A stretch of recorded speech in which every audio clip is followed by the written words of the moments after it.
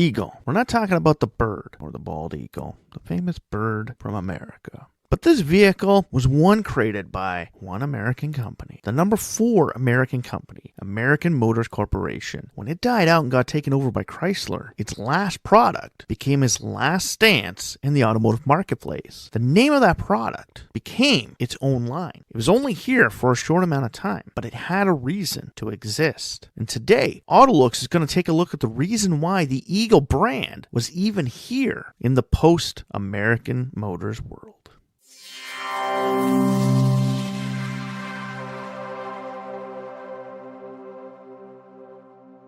Welcome back to the AutoLooks podcast. I am your host, as always, the doctor to the automotive industry, Mr. Everett J, coming to you from our main website at AutoLooks.net. If you haven't been there, stop by, check it out, read some of the reviews, check out some of the ratings, and go to the Corporate Links website page, big or small. We have them all on the AutoLooks.net website. The AutoLooks podcast is brought to you by Ecom Entertainment Group, distributed by Podbeam.com. If you'd like to get in touch with us, send us an email over at email@AutoLooks.net.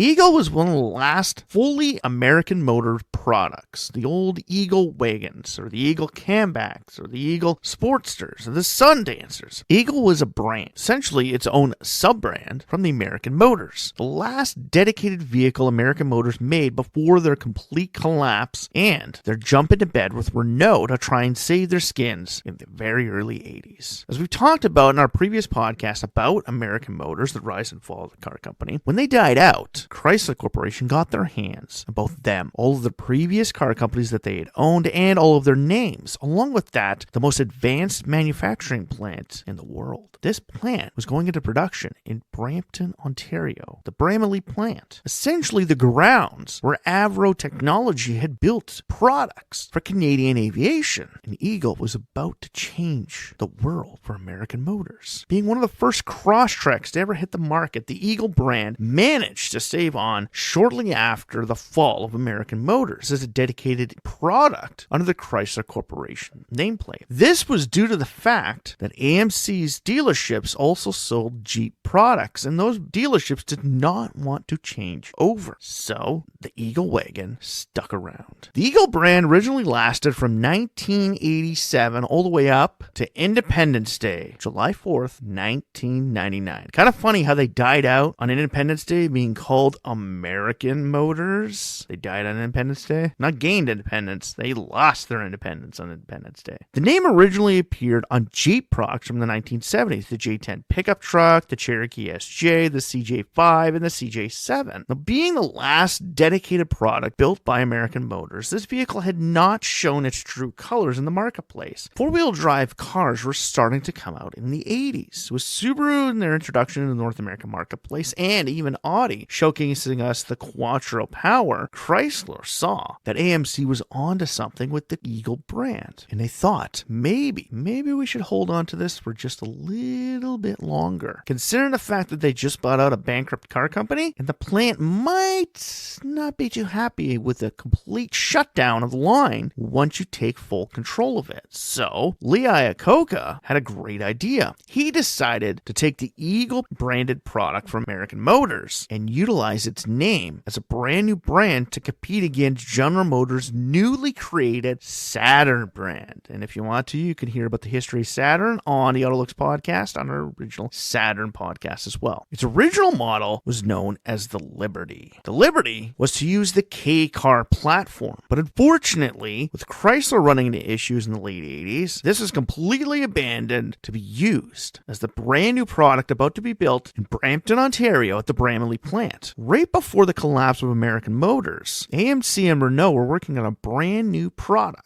New mid-size sedan that was going to take American Motors to the next step. With the fall of the really shitty Renault Alliance product that essentially brought American Motors to its knees, the Eagle Premier was being developed. But because Eagle wasn't self-sufficient on its own right, Dodge decided, we're going to borrow this for our stakes as well. The Premier was nearly production ready, and Chrysler decided that they want to keep the Eagle brand alive, and they want to keep American Motors production from this plant of a product that was was about to be created, it was best to stick with the vehicle that they were nearly completed in developing. As opposed to trying to create a brand new K-car platform, the newly created Eagle brand, they decided to use the Premier sedan. But due to this, the Premier would be coming out. And because Renault still had a hand in the creation of the Premier, they also had a hand in keeping that product under a dedicated brand as well. When Chrysler bought AMC for Jeep, they also found out that Renault had ties into any AMC products in development at that time. Renault held Chrysler to a contractual obligations, which meant that Jeep could not be sold in Chrysler dealers, as well as Chrysler products be sold in ex-AMC dealers. So American Motors had tons of dealers out in the marketplace already, and Chrysler couldn't sell their products in it. They couldn't sell Chrysler, they couldn't sell Plymouth, they couldn't sell Dodge products in those dealerships. But Jeep was not enough to sustain an entire inventory of dealerships. Something had to change. And like I said, Lee Iacocca wanted to go up against the Saturn brand. He saw that GM was creating a new entry-level brand for the marketplace. Chrysler, Dodge, and Plymouth all stood on their own. He needed something to compete with Saturn, so he created the Eagle name, utilizing it from American Motors' previous product. And because Renault was holding them to the contractual obligations, the fact that Chrysler couldn't sell their vehicles in Jeep-branded dealerships, the Eagle name was launched. They needed to capitalize on their dealer network because Renault wouldn't let them go from that, and they needed to keep it around for at least a short amount of time. So Eagle was never planned to become a mainstream brand forever. Even in the beginning, it was there to supplement the loss of the AMC cars from the Jeep dealers. Kind of like the Mercury Meteor and Ford Monarch brands of the 1950s and 60s. Ford didn't want to sell Mercury products in theirs, but they needed more of a tier-up product, so they created the Monarch brand, where Mercury dealers needed more of an entry-level product, but they couldn't sell Ford products in their dealers, so they created the Meteor brand. Now, if you don't know anything about those brands, go and look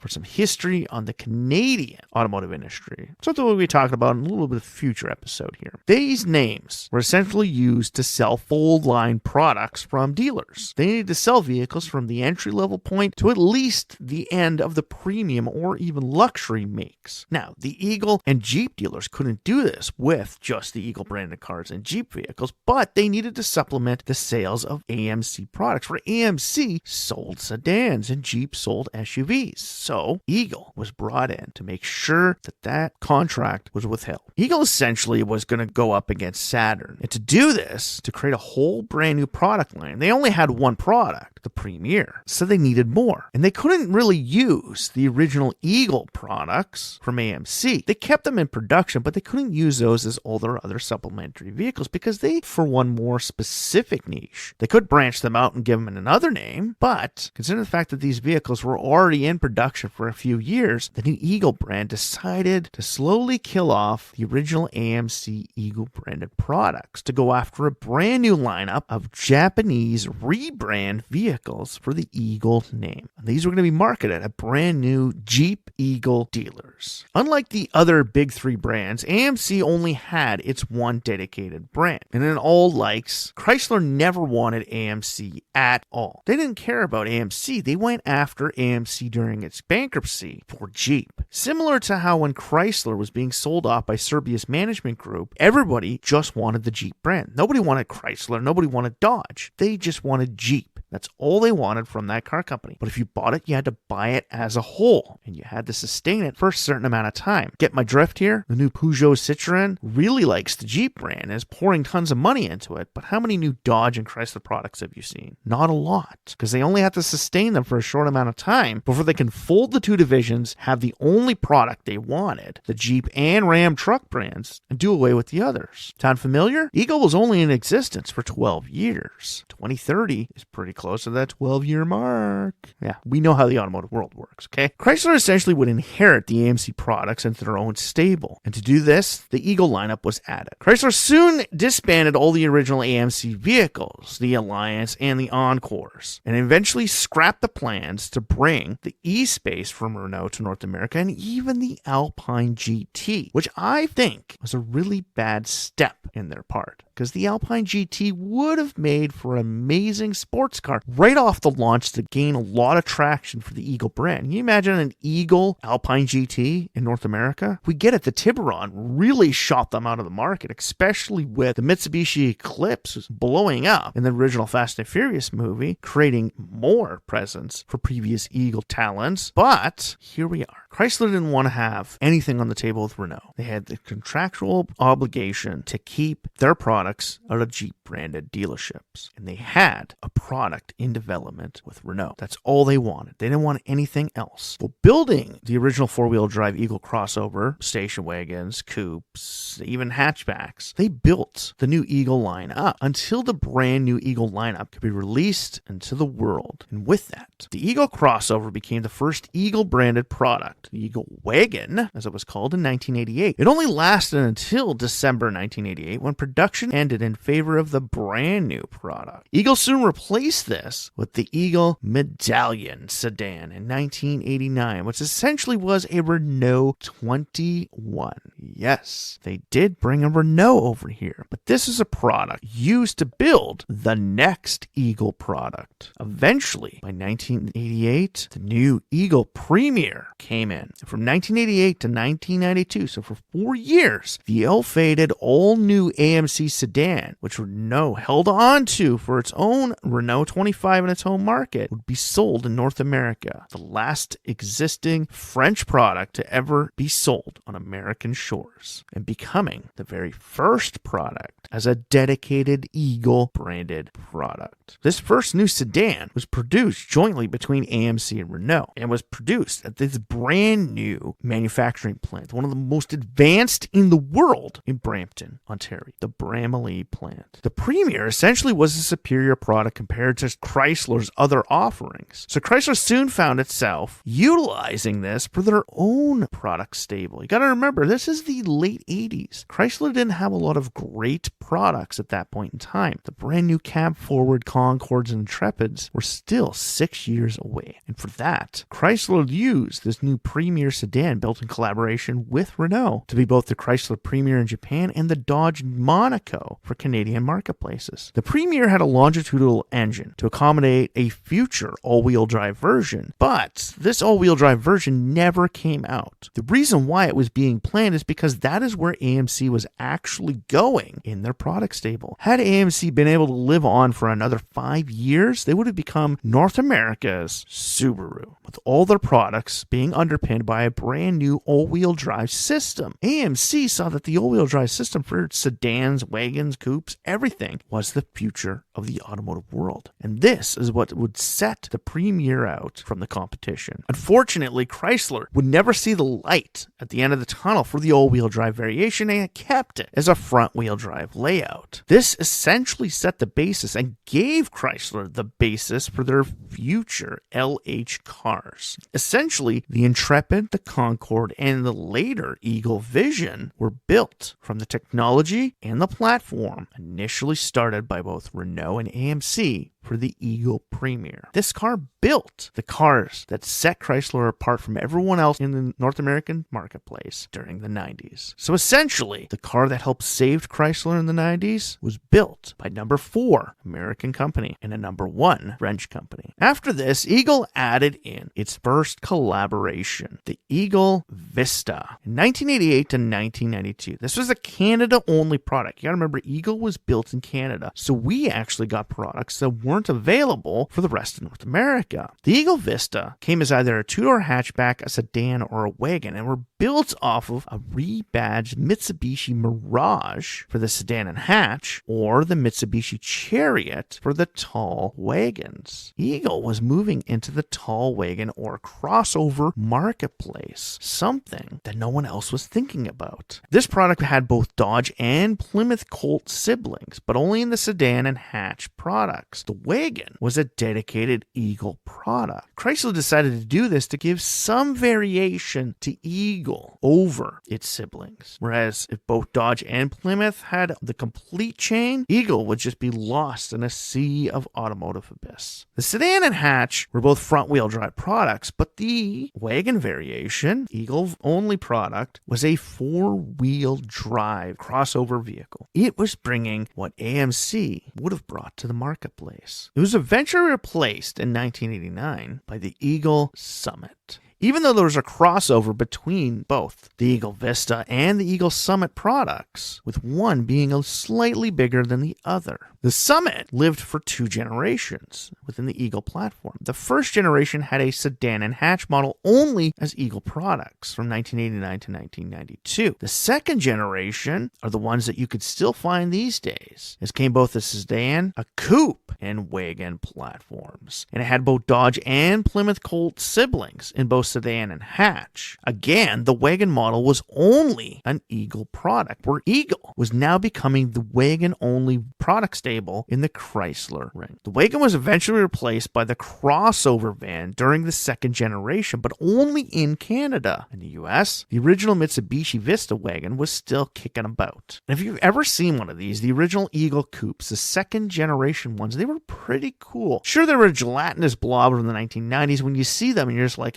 okay, weird looking. But they're one of the few coupes that never made its way into the aftermarket world. Few people have actually turned them into an aftermarket desirable car, but not on a wide scale. The Eagle Summit coupe was one of the most amazing things. You will find some of them in the aftermarket industry, but when you do, they're usually Dodge Colt. Having an Eagle variation would have been a lot better, but everybody was all about the Talon. But the Talon had a sibling. The Eagle 2000 GTX from 1991 to 1992 was essentially the sedan sibling to the Eagle Talon. It was a rebadged Mitsubishi Galant turned into the Eagle sedan. This was to go after the mid-size marketplace. Unlike the Summit that went after the compact entry-level marketplace, Eagle wanted to ensure that they hit every part of the market, compact, mid-size, and full-size. And where the Premier sat at the top of the food chain in the full-size marketplace, the Summit sat at the bottom, and Eagle needed something in the middle. With the Mitsubishi Galant, the 2000 GTX could take over.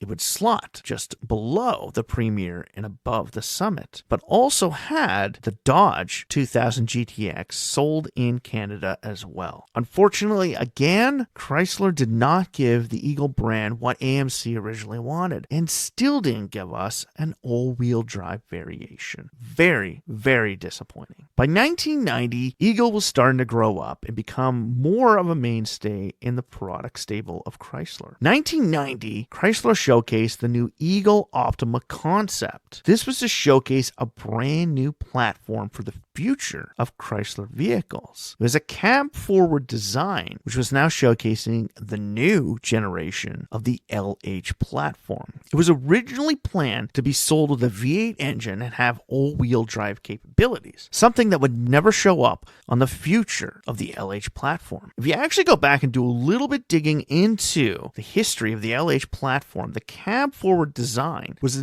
originally developed to have a V8 rear-wheel drive platform underpin it. It was also set up for all-wheel drive abilities. Chrysler was looking forward to a future to bring back rear-wheel drive full-size sedans, and they thought of doing this with the Intrepid and the Chrysler Concorde. They wanted to go up against the big guys like BMW and Mercedes that had rear-wheel drive V8 sedans in the luxury field. Chrysler needed this, and the Concorde could have done it with a V8 rear-wheel drive platform, bringing to us 10 years earlier, which would eventually become the Charger and 300 platforms later on. Had they have done this in the 90s, Eagle would have had an all-wheel drive system underpinning their full-size sedan, giving us something that we wouldn't even see in that marketplace for another 15 years. Chrysler was thinking years in advance. Unfortunately, they didn't jump at the chance to give us something that was futuristic, and the Optima concept would never really come out the exact way it was planned. In 1990, Eagle finally got the product that they should have got from Renault in 1988, where they should have got the Alpine GT for the North American marketplace to really bring Eagle out of that generalized product stable and into the future and give it something better better than what Saturn could ever have with their SC Coupe. The Eagle Talon appeared on our shores. And going from 1990 to 1996, across 2 generations, the Talon would become one of the import scene's best cars. Although most of us went after its Mitsubishi counterpart with the Eclipse, the Eagle Talon would have features that Mitsubishi would never have with it. A rear window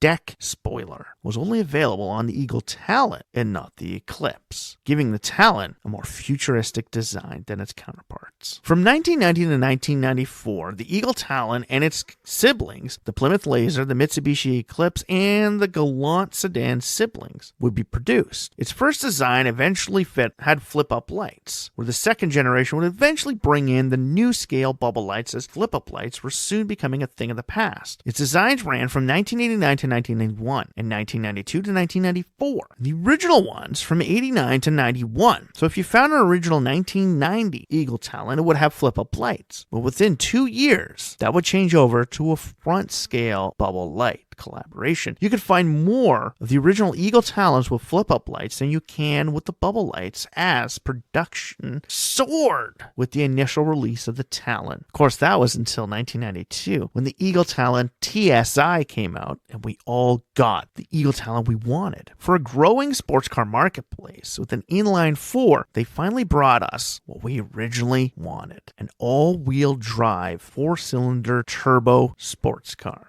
The Eagle Talon did it. It was available in both front-wheel drive or all-wheel drive. And this all-wheel drive gave us what Eagle was supposed to give the world: all-wheel drive abilities. And this is something that Plymouth would never get in the Laser, where the Laser would only be an inline 4 with front-wheel drive. The Talon would get the TSI all-wheel drive inline 4 turbo to push it to the next level. From 1995 to 1998, the Talon came out. Unfortunately, by this time, it only had the Eclipse and Galant siblings, where Plymouth decided to cancel its Laser counterpart. Where the Laser only ever came with the very first design iteration of the Talon with flip-up lights, by the second full generation of the Eagle Talon with its new counterpart, the Mitsubishi Eclipse, the one showcased to the world in the original Fast and Furious movie, this Talon would give us something completely different than its Mitsubishi cousin. The Talon would give us our window deck lid spoiler. The only other car to have this within the Chrysler stable would be another Mitsubishi counterpart, the Dodge Stealth, where Dodge did that as well because the Mitsubishi did not. The 2000 GT did not have a rear deck window spoiler, where the Stealth did. Chrysler Corporation was starting to do this to differentiate its product from the Mitsubishi counterparts, and the Talon really needed to separate itself out from the dealings of the Mitsubishi product stable.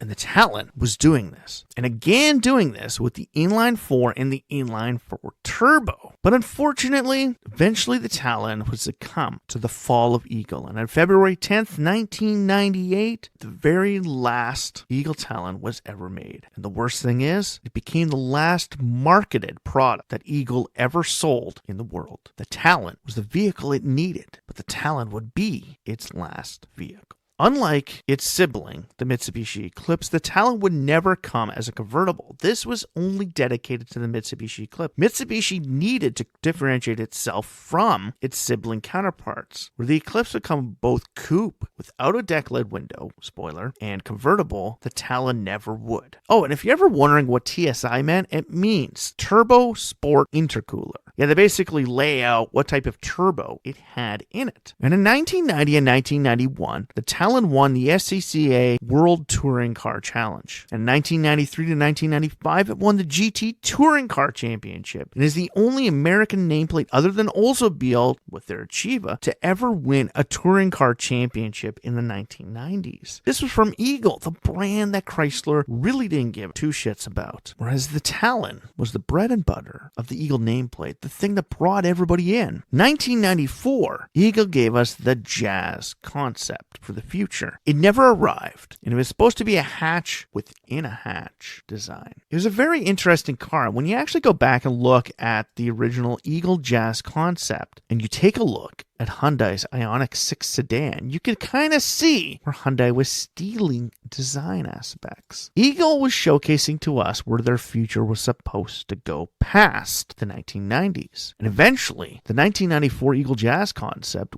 would resemble a four-door Talon sedan, which everybody loved the Eagle Talon, and influence the future of the Chrysler Concorde. During the time of the Talon and its second generation, Eagle had its second most notable product of all time, the Eagle Vision. Built off the original LH platform that underpinned its first product, the Premier, this was built as a replacement for the Premier sedan, with its new cab-forward design and riding on the second generation of the LH platform, along with its siblings, the Intrepid, the Concorde, the LHS, and New Yorker. The Eagle Vision would become more of the sport format for the LH platform. Where Dodge was trying to give us that sport appeal, the Eagle Vision was giving us that premium sport appeal. Which is kind of funny when you look at it. Why did the LH platform never have a Plymouth product on it? Well, the answer to that question can be resolved in the history of Plymouth. The platform was originally developed for rear-wheel drive and all-wheel drive, but only ever came in front-wheel drive format with 3.3 and 3.5-liter V6 engines. And I'll tell you, the 3.5-liter engines inside of those vehicles was amazing. I put over 309,000 kilometers on mine, and my father-in-law put over 300,000 kilometers on his. Unfortunately, when the second generation of the Intrepid came out, they did away with those 3.5-liter engines because they said they were gas-guzzling pigs, even though they were the strongest and best-working V6 engines that Chrysler had throughout the entire 90s. Its design format was the same as the Chrysler Concorde, with only one different feature: rear taillights. Funny thing is the Concorde, the Chrysler Concorde, the New Yorker, and the LHS were never sold in the European marketplace. The Eagle Vision was actually sold in the European marketplace as the Chrysler Vision in Europe. And they only did that to try and get more money out of the Eagle platform to keep it going for a few years later. They wanted to hold out to keep the Talon going because it was selling well in the sports car marketplace. The ESI and TSI models were available, but unlike its Talon sibling, the TSI never came with a turbo, something that Eagle could have benefited strictly from. It did have an auto stick option, which allowed for a clutchless shifting by moving the knob to the left or right or shift up or down. This was an amazing feature for its time in the 1990s, where sequential shifting wouldn't be found until Nissan brought it out in vehicles in the early 2000s. So Chrysler actually beat them to the punch with the Eagle Vision auto stick option in the 1990s, where the Vision became the product that essentially gave us the LH platform. It would never live past the end of the Eagle brand. Unlike all of the other products from the Chrysler Corporation, Eagle never gained the Pentastar because of its history of being tied in with AMC and the fact that it was only utilized to sell full product lineups in Jeep dealerships, all due to their contract obligations with the Renault brand.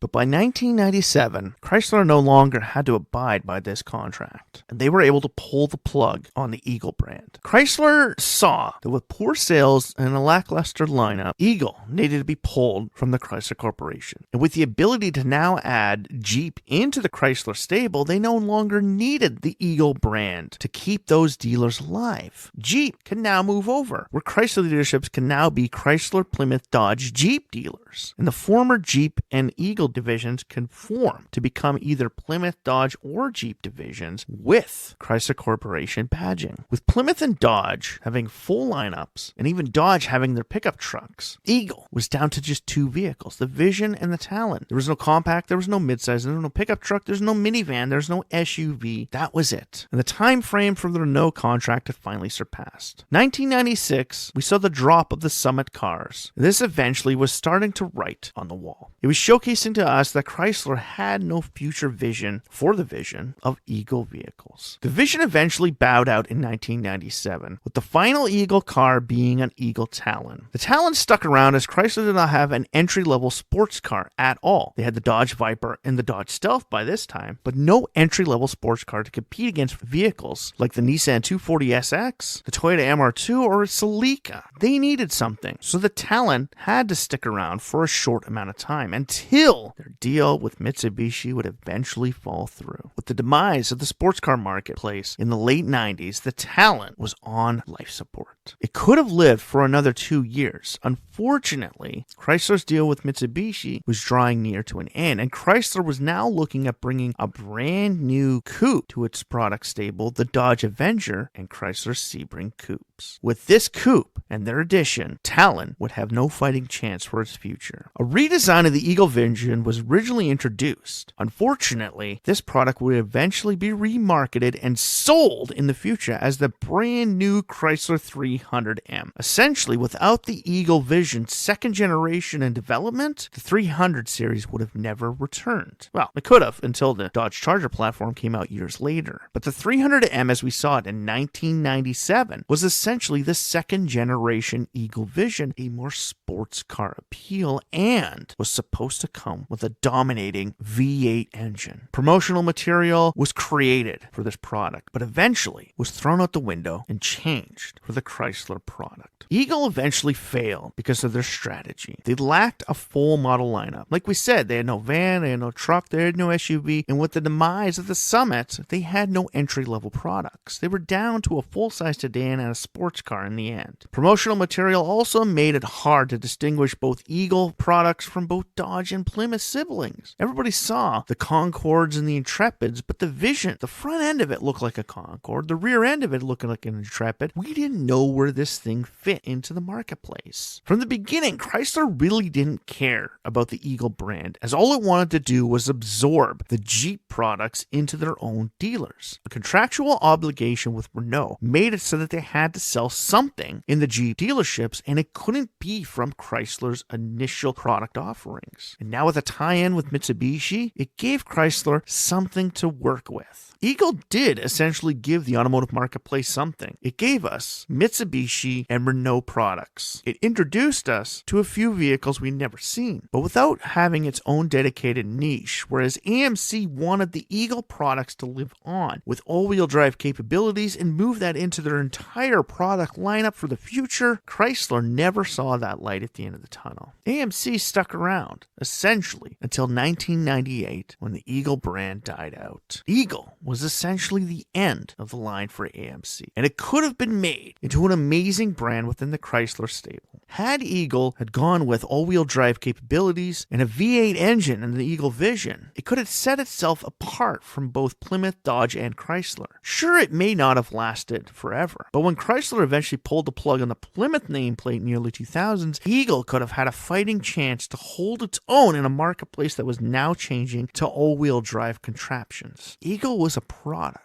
that had a major future. It was 30 years ahead of the crossover game, and it gave us products that we didn't even know we needed 30 years ago. Eagle was the brand that AMC was to become. Had AMC been able to stick around, the 90s could have showcased to us that maybe AMC could have become number 3 and dropped Chrysler down to number 4. Without the product offerings from Jeep, Chrysler could have never made it through the 1980s. Without having the Grand Cherokee or even the Cherokee in the early 90s and those product sales, Chrysler Corporation may not be here today without those. All AMC needed was a lifeline to hold its own for another 3 years until the Brampton plant was done, and they could have made it. They did, essentially, for another 12 years, but under the Eagle nameplate. But with a lack of vision from Chrysler Corporation, Eagle was doomed from the beginning, with only one mainstay to being out there, essentially to sell vehicles through a contract that Renault had created with the Jeep product lineup. Eagle was only here for a short time. It made a few great cars and gave us some products that we didn't even know we needed for another 20-some years. But in all reality, it did serve a purpose in the automotive world. And if you've ever seen an Eagle car or been in an Eagle car, you've noticed that they did have a difference about them compared to other Chrysler products. It really wasn't a Chrysler. It wasn't a Mitsubishi, nor was it a Renault. Eagle was a brand all of its own, and its future lies in what AMC could have been.